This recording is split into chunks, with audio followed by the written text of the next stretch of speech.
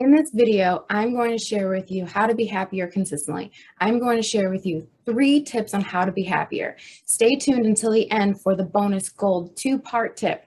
It has made a huge difference in my life and others who have implemented these tips. I'm Carla Hunt, CEO and founder of Prioritizing Peace and the host of the Unapologetically Prioritizing Peace podcast. I'm a licensed master of social work and have a bachelor's degree in psychology and political science. I am a holistic life coach helping you to create the elusive work-life balance by prioritizing and organizing your time so that you can show up as your best self for your family and your new business. Welcome to the episode 18. We are going to talk about how to be happy. So, what is happiness? The dictionary defines happiness as a state of well-being characterized by emotions ranging from contentment to intense joy. The dictionary also defines well-being as a state of being happy, healthy, and prosperous. The overlapping concepts of happiness is that it includes your well-being, which includes your emotional state, your health, and your financial well-being. Oftentimes, we attach our happiness to external factors. We don't allow ourselves to be happy. We feel that we must get all the way to a specified destination in order to receive the feeling of gratification. We often will not allow ourselves to feel happy or joy during the journey of the experience while we're working towards an accomplishment of something because we have attached our happiness to the end result. For example, while working through college, for someone like myself, I didn't experience a whole lot of happiness or joy in my college experience because I was so focused on the end result of earning my degrees, thinking I'd be happier once I finally had my degrees. The problem was I wasn't happier once I earned my degrees. Once I earned them, the finish line moved, a new race had started, and with it, so did my happiness. I wasn't even happy because the bar kept being raised. The finish line kept moving. My happiness, when attached to external things, was constantly being displaced. Even when reaching an achievement like earning my degrees, like I said, the finish line kept being moved. A new race had been started with my career, and I wasn't happy with my career because I didn't get the dream job right out of college like they promised at freshman orientation. Do you find yourself putting your happiness into external things or find yourself saying, I'll be happy when, or I'll be happy once blank happens, or I'll be happy after I get blank? Not only is this an issue of attaching our happiness to external things and outcomes, but there's also the issue of expectations and control. We are unhappy because we have unmet expectations and we are trying to control things. When our expectations are unmet, and we aren't able to control things and things don't go our way, we are disappointed. Many of us try to control situations, other people, outcomes, etc., and it further disappoints us in our unfulfilled expectations because we tried so hard to control it. So it should have worked out the way we wanted it to in our minds, right? The reality is we can't control anything except ourselves. And even then I chuckle a bit because some of us aren't great at keeping promises to ourselves. So really, how good is our self-control even then? But I digress. The expectation of trying to control everything and make it go your way will only lead you to disappointment when things don't go your way.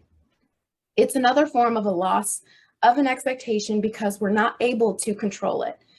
So the first 3 tips are 1, loosening the grip on control, 2, removing attachments, and 3, managing expectations, which are crucial for our happiness. People who are not trying to control everything, who have not attached their emotions externally and have removed expectations are happier. To give you an example of control and expectations in action, someone came over to my house to drop something off for someone else at my house, and this person parked in the neighbor's driveway by mistake. My first instinct was to go outside and tell them, you're parked in the neighbor's driveway, and to move their car. But my expectation was that you should be parked in your intended destination. And me considering telling this person to move their car was me trying to control the situation. The fact that it even bothered me momentarily meant that my emotions had been displaced by this situation due to the expectations and need to control it until I made the decision to recenter myself. I decided not to say anything to the person They just walked over from my neighbor's yard and then was talking in my driveway to the person they came here to see. I let go of control because the situation was not my responsibility. The driver of the vehicle is 100% responsible for that situation. Should my neighbor have an issue with them being parked in their driveway? Me getting stressed about something that's not my responsibility, that's not my vehicle, that is a situation I did not create and was not my concern, was really something for me not to get stressed over. So I literally walked away, I let it go, and nothing bad happened. Do you find yourself wanting to control a situation or wanting to fix something because you know it's not correct? I wanted to at first try to control the situation with the car being parked in the wrong driveway because it wasn't correct. And my brain was telling me that it needed to be fixed. But it wasn't my job, and it's not your job to fix everything that's not correct. It's also not your job to try to do everything for everyone and take responsibility for things that are not your responsibility. I think we would all be a lot happier and less stressed if we let people take responsibility for their own mistakes and their own choices. We can literally say, that's on them, and walk away and not get involved. In my example, if my neighbor came home and got irate because that person was parked in their driveway, at that point in time, my neighbor could have addressed it with the driver. Again, it's still not my job to intervene because the driver chose to park there knowing that they were in the wrong driveway. That person wasn't even at my house to visit me. So allowing myself momentarily to get stressed out over something I thought I should be fixing was unfair to me. I think a lot of times when it comes to our own happiness, we do this to ourselves. We are so busy trying to worry about what everyone else is doing, and we aren't even worried about ourselves and how the act of being concerned about others, many of those things we probably don't need to be concerned about, are taking us away from our own energy and taking away from our own state of happiness and contentment. Instead, we should be walking away for a moment, letting things go, and asking ourselves, does this really need to be addressed by me, or does this need to be a problem? Furthermore, when we talk about the definition of happiness, again, it's a state of well-being characterized by emotions ranging from contentment to intense joy. And again, the dictionary also defines well-being as a state of being happy, healthy, and prosperous. When we're talking about prosperity, or in other words, financial well-being, we want you to be financially cared for. Thinking about Maslow's hierarchy of needs, we want your basic needs to be met so that you can start elevating up the hierarchy of needs. If you haven't listened to it yet and need a refresher, please go back and watch episode 10 so you can see the hierarchy of needs I'm talking about. I'm talking about the growth needs so you can get above the deficiency needs towards self-actualization and transcendence. If you have your physiological and safety needs met from a financial standpoint, you are able to get to higher levels and deal with other areas of your life and well-being in a holistic way. You also have to take that with a grain of salt because there are tons of rich people who are not happy. And on the flip side of that, there are plenty of poor people who are very much happy. I just want you to think about that for a moment. Ultimately, I want you to have your safety and physiological needs met, and I want you to start elevating up the hierarchy of needs of the pyramid towards self-actualization and transcendence, regardless of your circumstances. Believe it or not, your mindset has more to do with your happiness than the amount of money you have. The happiest people in the world are those who recognize that money can't extrinsically buy you your happiness. Don't get me wrong, money helps a lot, and it can buy you better healthcare, better access to mental health care. But like I said, plenty of wealthy people are unhappy, and plenty of poor people who are able to experience happiness without the luxuries of money.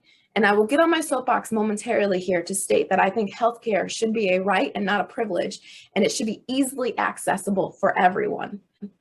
Going back to my point, it is that people who have next to nothing are able to experience joy and happiness, are able to do so because they have not attached their happiness or worth to money. Before I dig into our next concept, if you are finding value from this video, please remember to give this video a like and share it on social media.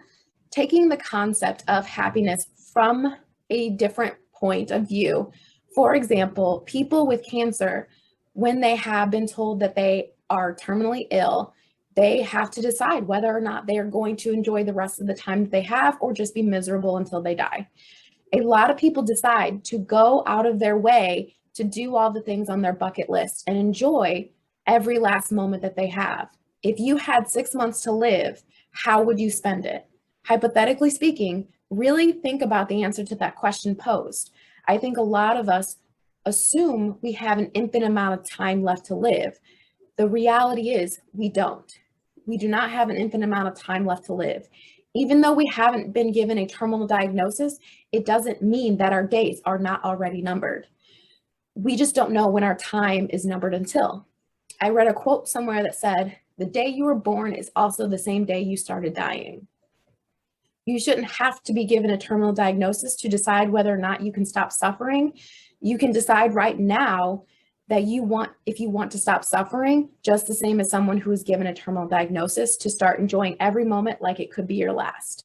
You have the power to choose. You were given the power to give yourselves more mercy, more grace, compassion, and more love during the process and during the journey. So part 1 of the bonus gold tip is being more conscious and present with ourselves so that we are consciously choosing to enjoy right now, enjoy every moment, and enjoy being present without expectations, attachments, or trying to control it. Just letting it be. Something I might have mentioned before is gratitude. Gratitude is part 2 of the bonus gold tip. I truly think gratitude is helpful in a lot of ways to remind you of what you have and what you have accomplished. Please keep in mind to use gratitude with authenticity. Gratitude should fill your heart and your soul. I am making a reference to episode 17 on toxic positivity and hustle culture, as we want to avoid using comparisons such as, I really need to live a better life because other people have it worse than me. That's not the point. The point is you need to live your life because you deserve to enjoy it. You deserve to be happy at any point in time. You deserve to feel happy now instead of when something has happened, instead of when an outcome has occurred or when a result has been achieved. A lot of times we save things for later, but what if later never comes? We don't celebrate our small wins along the way. I've been guilty of this as a recovering perfectionist, especially if I was failing in the process. I didn't recognize the wins to be celebrated. It's celebrating the wins you did have, and that's where the gratitude practice comes in, and letting go of everything else, because everything else can get really heavy at times when we're holding on to failures. There's no reason to punish ourselves for things that can't be undone or for things that are beyond our control. Ultimately, you will be happier, as we've discussed in this episode, by loosening your grip on control, removing attachments, and managing expectations to external situations, circumstances, and outcomes. Giving yourself permission and choosing to be present to the experiences along the way to the destination, and not being so narrow-sighted on the destination that you miss enjoying the present moments along the way. If you are a solo entrepreneur, I would love to help you prioritize and organize your time so that you can show up as your best self for your family and your new business. My information is in the description below to connect with me to schedule your free discovery call. Thank you for watching this episode of the Unapologetically Prioritizing Peace video podcast with your host, Carla Hunt. If you have any questions or would like to suggest a topic, please email me at hello@prioritizingpeace.com.